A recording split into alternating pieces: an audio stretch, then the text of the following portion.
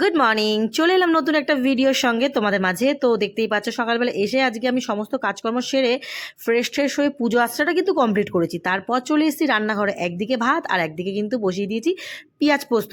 কর্তামশাইয়ের আর্জি হয়েছে একটু পেঁয়াজ পোস্ত খাবে, কারণ আমার কর্তামশাই পেঁয়াজ পোস্ত কোনো দিন খায়নি। সব রকম পোস্ত আমি বাড়িতে বানিয়েছি, কিন্তু পেঁয়াজ পোস্ত কোনো দিন বানাইনি। তাই ও বললো পেঁয়াজ পোস্ত খাবে, তাই ভাবলাম চলো বরের যখন খেতে ইচ্ছা করে যে পোস্ত তো বানাতেই হবে, সেই পোস্ত কেন যেটাই খেতে ইচ্ছা করুক, ঘরে তো রেডি থাকলে সব জিনিসপত্র ওকে চট করে বানিয়ে দেওয়ার চেষ্টা করি।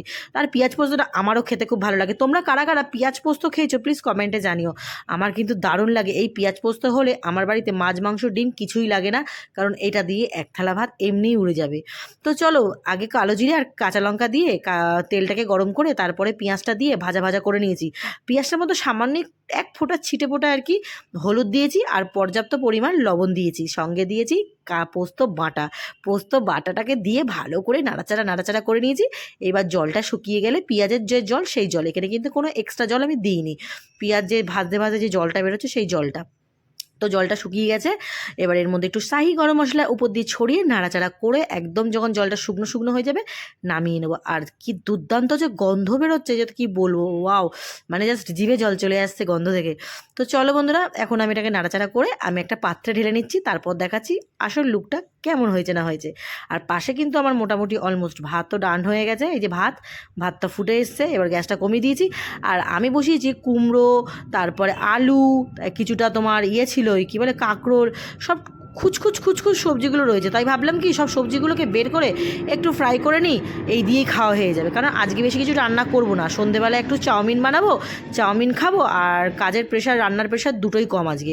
সন্ধেবেলা তো বোনের বাড়ি যাবো, আর কালকে হচ্ছে গণেশ চতুর্থী, গণেশ পুজো আজকে থেকেই যদিও বা পড়ে গেছে। কালকে আমার বোন করবে গণেশ পুজো, সকাল থেকেই মেনলি পুজোটা শুরু হবে। তো আজকে আমাকে বাসনপত্র সব গুছিয়ে রাখতে হয়েছে, সে সমস্ত নিয়ে আমি যাব বোনের বাড়িতে।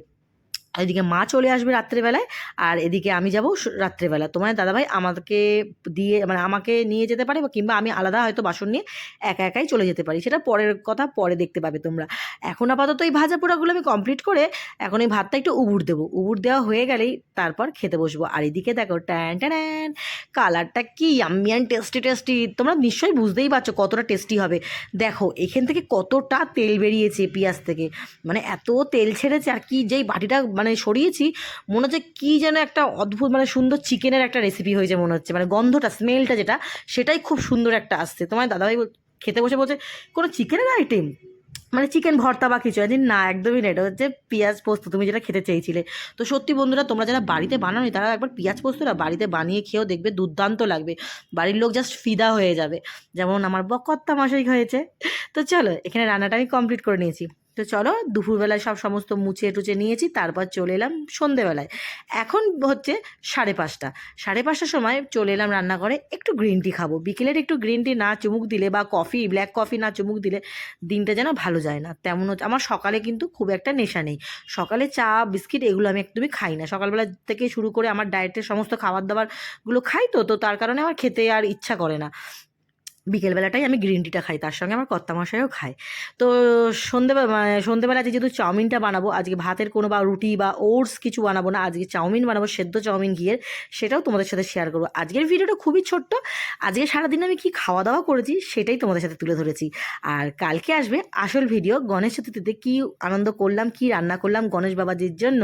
তো খুব মজা করেছি, খুব আনন্দ করেছি। আর মানে পুজোটাতে এত সুন্দর ভালোভাবে হয়েছে যে তোমাদের বলে বোঝাতে পারবো না। তো কথা বলতে বলতে চাটা ফিনিশ করার পর এখন ঘড়ি কাটাতে বাজে 8টা। চলে এলাম চাউমিন রান্না করতে। এইদিকে বসিয়েছি চাউমিন সেদ্ধ করার জন্য একটা পাত্রে জল, তার মধ্যে লবণ আর তেল দিয়ে দিয়েছি। আর এখানে কুচু করে ছোটো করে ডুমু করে আর কি কেটে নিয়েছি আলু, তার সঙ্গে কিছু পেঁয়াজ, সবই কিন্তু সেদ্ধ যাবে। এখানে কিন্তু কোনো ফ্রাই আইটেম হবে না, ডিমটাই শুধু ফ্রাই করে নেবো। এর মধ্যে কিন্তু সেদ্ধ চাউমিনে সেদ্ধই ডিম যায়, কিন্তু আমি ভাবলাম একটু ফ্রাই করে দিই। তো চলো, আর এটা কিন্তু টোটাল রান্নাটা হবে গোলমরিচ, লবণ আর ঘি। এর মধ্যে কোনো তেল ইউজ হবে না, কারণ এই সেদ্ধ চাউমিনটা ঘি আর গোলমরিচ হচ্ছে সবথেকে বড় উপকরণ, যেটা যেন কি খুব টেস্ট বাড়ায় দুটো জিনিসের জন্য। আলুটাকে কি করলাম, আমি সেদ্ধ করে আলুটার উপরে সুন্দর করে হালকা করে একটু টস করে নিলাম ওই ঘিয়ের মধ্যে। তাহলে ঘিয়ের যে ফ্লেভারটা সেটা চলে যাবে। যেমন দেখতে পাচ্ছ পেঁয়াজটাকে আমি ঘিয়ের মধ্যে টস করছি, এরকম আলু আলুটাকেও টোস্ট করেছি। আর কালো কালো যেগুলো দেখতে পাচ্ছ তোমরা, ওটা হচ্ছে গোলমরিচের গুঁড়া, অল্প পরিমাণ লবণ ছড়িয়ে একটু হালকা করে টস করছি ঘিয়ের মধ্যে, যাতে সব মানে আলু পেঁয়াজের মধ্যে ঘিয়ের ফ্লেভারটা চলে যায়। ডিমটাও কিন্তু পুরো ঘিতে ভাজছি। এখানে যে দেখতে পাচ্ছ এটা কিন্তু তেল না, এটা কিন্তু অবশ্যই বলে দিচ্ছি ঘি। কেন সেদ্ধ চাউমিন ঘিতে বেশি টেস্ট আসে, তার জন্য আমি ঘিতে করছি। তো চলো তিনটে না চারটে, হ্যাঁ তিনটেই বোধহয় দিলাম, 3টে ডিমের ইয়ে করে ভালো করে ফেটে 3টে ডিম ভালো করে ভেজে নেবো।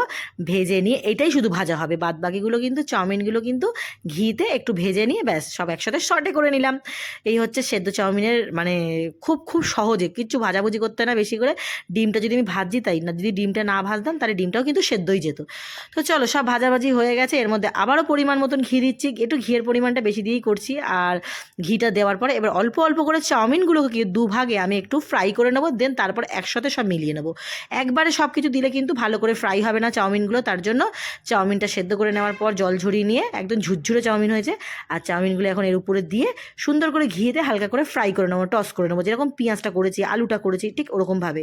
তোমরা যদি মনে করো এখানে কিন্তু অবশ্যই করে পনির অ্যাড করতে পারো, পনিরটা দিলেও, ডিমের বদলে পনির দিলেও কিন্তু খুব ভালো লাগে। ঘিতে একটু শর্টে করে নিলে পনিরটা, সেটা দিলে সেটাও কিন্তু খুব ভালো লাগে। ক্যাপসিকামও যায়, অনেক কিছুই যায় এর মধ্যে, বাট এটা কিন্তু ফ্রাই হয় না, এটা কিন্তু শর্টে টাইপের হয়, মানে সব রান্নাগুলো একটু হালকা শর্টে টাইপের করে করতে হয়। তো চলো এখানে মোটামুটি আমি হালকা করে শর্টে করে নিচ্ছি, তারপর সবগুলো একসাথে মিলিয়ে নেবো। যে ডিম ফ্রাই হয়ে গেছে, এত দুর্দান্ত গন্ধ বেরোয় বন্ধুরা, কি বলবো, যে মানে এখন এডিট করছি আমার জিভে জল চলে আসছে। আর পরিমাণ মতন আমি কিন্তু এখানে গোলমরিচ ছড়িয়ে দিচ্ছি, আর লবণ দিচ্ছি না। কেন বলতো, সেদ্ধর সময় কিন্তু তেল আর লবণ দিয়ে সেদ্ধ করে দিই চাউমিনটা, তো তার জন্য লবণ আর একদমই প্রয়োজন হবে না।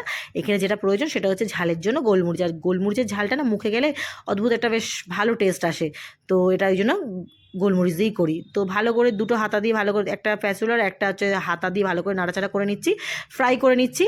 তো খাওয়া দাওয়ার পর আমি একটুখানি ফ্রেশ হব, আর ঠাকুরের কিছু টুকটাক আমার ঘরে কাজ আছে, সেই কাজগুলো করব। আর সেইভাবে ব্লগ তোমাদের সাথে শেয়ার করতে পারছি না, কারণ আজকে সত্যি কথা বলতে অনেক বেশি ব্যস্ততা। প্রচুর বাসন বের করেছি, প্রচুর বাসনগুলো সব মানে লেবু তারপরে টক জাতীয় জিনিস দিয়ে সব বাসনগুলো মাজা ঘষা করেছি। কী কী বাসন তোমরা দেখতে পাবে পরে, তোমাদেরকে দেখাবো। তো ওই কাজ করতে করতে না এত ব্যস্ততা ছিলাম আজকে যে তোমাদের সাথে আমার ঘরের সাংসারিক কোনো কাজ শেয়ার করতে পারিনি, শুধু রান্নাবান্নাটা টুকটাক শেয়ার করেছি। এইটুখানি ছোট্ট একটা তার জন্য ব্লগ তৈরি হয়েছে, কারণ কালকে যেহেতু বাড়িতে পুজো, তো বুঝতেই পারছো আগের দিন থেকে কতটাই চাপ থাকে। তো চলো এদিকে এক থালা বেড়ে নিয়েছি, তোমার দাদাভাই আর আমি বসে বসে এটাকে এখন এনজয় করবো, খাওয়া দাওয়া করবো। তো চলো বন্ধুরা, তোমাদের চাউমিনটা কেমন লাগলো প্লিজ বলো। তো চলো চাউমিন খাওয়ার পর যাচ্ছি আমরা, বেরোই। জিনিস নিয়ে তোমার দিদিভাই যাওয়ার পক্ষে সম্মত ছিল আমার বাইকে, ওই জন্য উবের টোটো চলে এসছে, নিচে দাঁড়িয়ে আছে। বাবা আমার হাতেও আছে, আমি দেখাতে পারছি। পড়ে যাচ্ছি। হ্যাঁ আমার হাতে গোপাল আছে, আর এইখানে আছে ঠাকুর বাসন। তোমার দাদাভাই আসতে বুঝছি, দরজাটা ভিজিয়ে দে। 2 ব্যাগ ঠাকুরের জিনিসপত্র, কালকে বাড়িতে গণেশ পুজো হবে আর প্লাস সত্যনারায়ণ পুজো হবে, তার জন্য বাসনপত্র লাগবে। ওলা উবের টোটো যেগুলো হয় ওগুলো বুকিং করেছে বোন ওই পাশ থেকে। এই যে কি কার মধ্যে চুল মোনা কার পায়ে করে এসছে। এই যে সব ধোয়া হাঁড়ি কড়াই বাসন ঠাকুরের এগুলো, আর এর মধ্যে জল চকি আছে। হ্যাঁ তো চ, আমি তো বলছি গিয়ে টোটোতে তুলে দে। এই ব্যাগটা খুব ভারী না, ওরা তুলবে সবাই মিলে। কোনখানে এসছে গাড়ি? বাবারে বাবা, ওই যে টোটোটা দাঁড়িয়ে আছে ওইটা। বাপরে বাপ, কি ঘেমে গেল রে, কি অবস্থা হলো আমার। টোটোতে করে আমি যাবো, মালপত্র তুলতে একা একাই যাবো, অতল মালতাম। গেছি আমি টোটোতে, কিন্তু লাগেজ এত, এই যে একটা আর এই যে ব্যাগ, এটা গপু। কি বললো রে, কি বললো? 95 ঠিক আছে। আচ্ছা আমাকে একটু এক্সট্রা কিছু দিয়ে দেবেন, এক্সট্রা 10-20 টাকা। আমি এমন কিছু 50 দিয়েছি এরকম বলি না, 10। আচ্ছা ঠিক আছে, আপনি চলেন। এক্সট্রা কি দেবো? ঠিক আছে, অসুবিধা নেই তো। না না, হ্যাঁ রয়ে যাচ্ছে না তো? না বলছি কিছু রয়ে না যাচ্ছে না, চলেন। ঠিক আছে, আসছি। একদম টাটা। রাত ধুলো, আমি এই জন্যই অন্যটা নিয়ে নিয়েছি। প্রচণ্ড রাস্তায় ধুলো।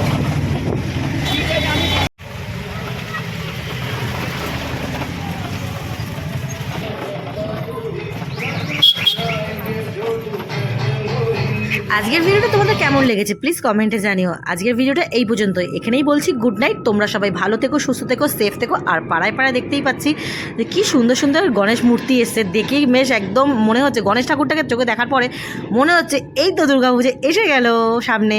তো চলো বন্ধুরা, আজকের মতন এখানে টাটা।